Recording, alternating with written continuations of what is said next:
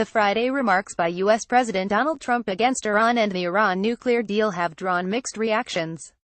Hessamouddin Ashna, a cultural advisor to Iranian President Hassan Rouhani, is among those who believe Trump's speech would make the IRGC even more popular in Iran. The highlights of his Farsi interview with IRNA follow. What is your analysis of Trump's comments? I had never seen a U.S. president as desperate. I think Trump is in a predicament now as he feels under pressure to make good on the promises he made during his election campaign, not to mention the conflicts within the U.S. government on the JCPOA. Of course, Trump showed how important the nuclear deal is and how prudently Iran has turned the JCPOA into an opportunity for itself. Before the JCPOA was concluded, it was Iran that was facing accusations and needed to prove something, the peaceful nature of its nuclear activities, to the world, and now it is the U.S. that has to address global concerns. Why do you think Trump is in such a situation now? The Trump administration pays due regard to the interests of Israel and the Hebrew Saudi lobby in Washington. Trump had chanted the slogan "America First," and now the world is seeing that Washington is compromising its international credibility for Israel's security. It looks like Israel first is the priority for Trump. What do you think the U.S. society's reaction is to this approach of Trump? The creation of tension in this region will benefit none of the regional countries. The Americans will secure no benefits, either, by spending so much energy and U.S. taxpayers' money in order to provoke tension, conflicts and war in the region.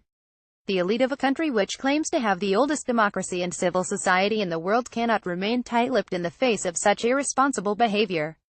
American people and elite should know that Trump's move constitutes the isolation of the U.S. from the rest of the world. The JCPOA is a multilateral agreement. How will the other signatories to the deal act? The other countries attending the talks which led to the conclusion of the JCPOA are facing a tough test. These countries should get ready to defend the credibility of an agreement which took 2.5 years to conclude. The credibility of these countries themselves is intertwined with their way of handling the JCPOA. The Europeans showed that they are dealing with the issue with interest. This position of the EU is praiseworthy, and Iran is waiting for the bloc to fulfill its commitments not only in word, but in deed as well.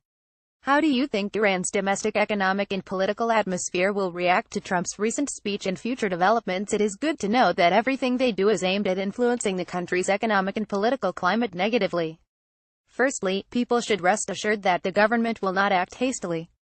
Trump and the U.S. government cannot bank on Iran's hasty moves.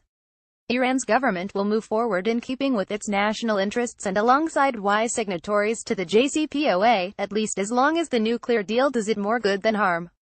Investors from across the world, domestic economic activists and Iranian people can be confident that the government will move on the path to boost economic growth, solve problems and prioritize people's livelihoods by introducing reforms to the country's economy and extensive cooperation with the world. Today's world considers us a reliable partner, and we are moving on a path that will be in the interest of the Iranian economy and people. Trump tried to create divisions between the government, people and the IRGC.